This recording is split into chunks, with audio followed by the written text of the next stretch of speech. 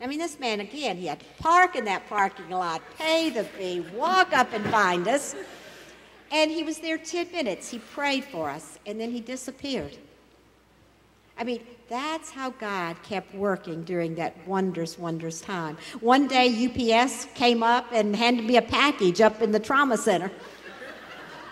And as we opened the package, it was gourmet brownies. And there was a note, and it said, "You don't know me." It was from Texas. It said, "You don't know me, so don't even try to figure this out. But girls need brownies and chocolate."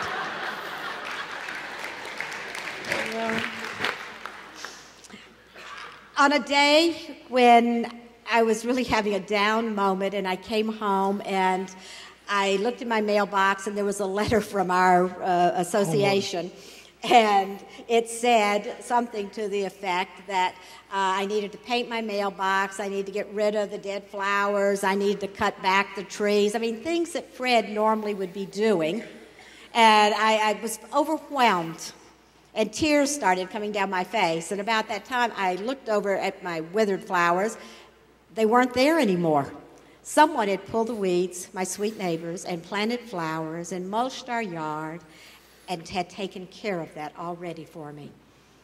Sweet neighbors that cut down trees with the branches off the trees with my sons-in-law and with my grandchildren. Sometimes I come home and I find a couple of chicken breasts cooked and ready for supper with just a little heart that says hugs and kisses. I still don't know which sweet neighbor is doing that, but what a blessing. It was always there just when I needed it. Many of you came up to the hospital and sat with us and prayed for us and prayed with us and walked us down hallways to get a Starbucks and to just share church with us. In fact, at one point I said to Mark, you have Bay Life on 60, you have Bay Life at Riverview, Bay Life. We could have Bay Life at Trauma Center. I already have an office right behind this little partition here. I mean, we're ready. Security cameras and all. Security cameras and all, absolutely. My daughter said I'd gone just a little far when one morning I woke up and said, "You know what? I really don't like this color. I think I would paint it this color, and we need to move the pictures around." They quickly reminded me that we were only here for a short time. I didn't need to get carried away with things that were happening. But I can tell you, the love, the prayers, the support from my immediate family and friends and neighbors, and all of you have made all the difference in the world. I can tell you, if you're from Bay Life and you're not in a life group, shame on you.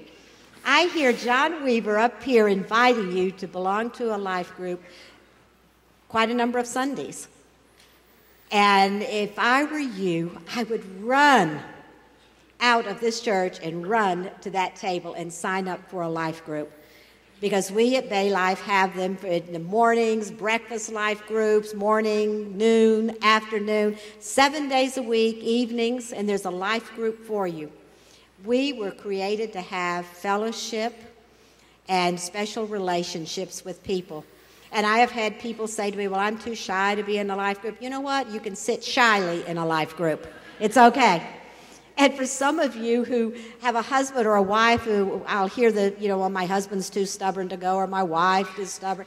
I will tell you that the last time I checked, stubbornness was not one of the fruits of the Spirit. So I would encourage you, get into a life group where you can be loved on and cared for and you can do, as Mark keeps saying, life together. Such an important part of how Fred was able to recover, because y'all gave me the strength and my family the strength so we could give that strength on to Fred. And I thank you.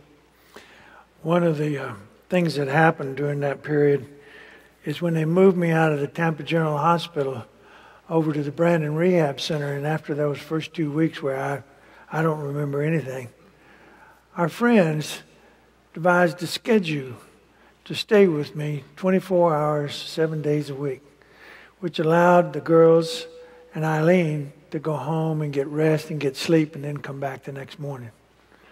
There's men like Ben Jones and Don Thompson and Don Zuccarelli and Emilio Givestein and Richard, what was Richard's? Like Guthrie, Richard Guthrie. But then there was a couple of ladies like Jody Sauer and Stacy Myers and Jim Myers stayed with me through the night because I had a lot of little things that really were quirky while I was in there. One of the things that, with my legs being disconnected from the nervous system, they were very fidgety. And of course, they tried to give me some prescriptions to keep them from being fidgety, but fidgety would not let me go to sleep at night. So I'd tell the guys that were staying with me that night, I said, guys, just love my legs. And they go, what? I said, oh, well, what I mean is, just help me pedal them through, because at that time I had no strength in the legs. I could not move them on my own. So they'd pick up my left leg and they would move it through the motion, pushing it back up toward my chest. But it couldn't go too far because I had this thing called a fixator in my stomach here, and so it would go up and hit the fixator, and they would just love on my legs. That would help me get to sleep.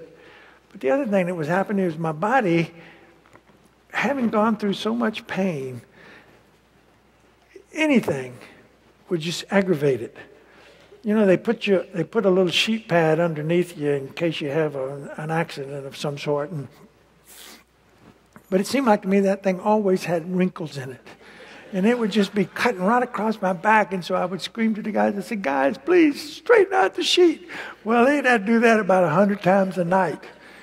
And then we had a toilet that if you flushed it wrong, it would just keep on going. And for some reason or other, the sensitivity of a hearing just went way up, and that thing just drove me crazy. So I had the guys, please go in there and do the handle and stop that thing. I cannot thank you enough for the people that came and stayed with me. I know Don Zuccarelli, or one of them, said, what we need to do is create a T-shirt. And it says, I slept with the Colonel.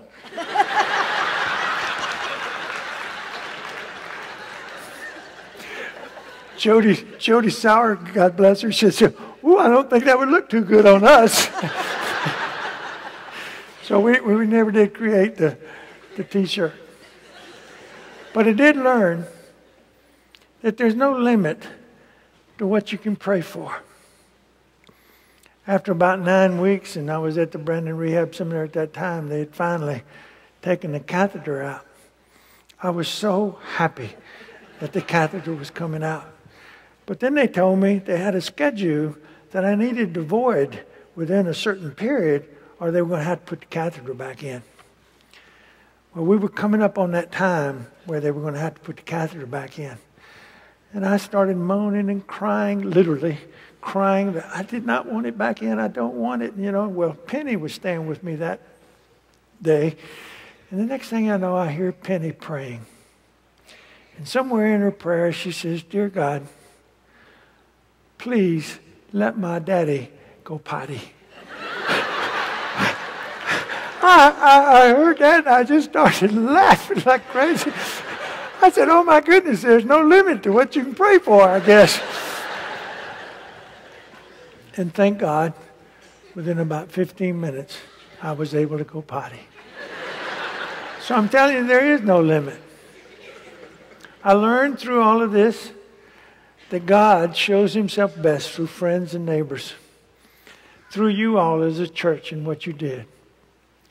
He taught me also that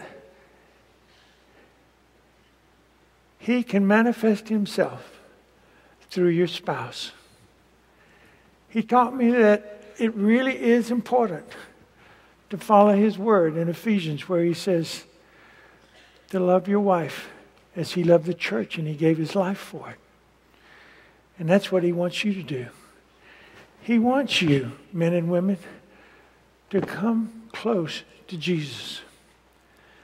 By doing that, you will feel his very presence in so many ways in your life. Jesus didn't come on this earth to put us down. He came on this earth to comfort and love each other, to save us from ourselves.